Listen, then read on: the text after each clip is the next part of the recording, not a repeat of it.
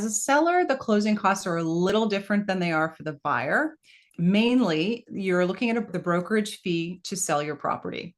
So, in case you're not aware, the way it works is the seller pays the commission to both brokerages when they sell their house. They have a listing agent that actually does the selling of the house. Then they have a buying agent that brings in the buyer. And so the brokerage fee gets split between those two brokerages. So the seller is paying that. The buyer is not paying any of that for the service of the realtor.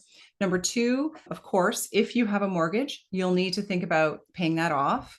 You want to make sure that you are getting an up-to-date number from your lender or bank so that you're not surprised. And then the other thing that you definitely want to be clear on as a seller is, are there any penalties paying off my mortgage? Because if you are in a fixed term mortgage, and I'm not a mortgage broker, but I can tell you the mortgage penalty can come as a surprise, especially if it's a fixed rate rather than a variable rate. They can be very high. So before you even think about selling your house, try to look into that and see what would my mortgage penalty be.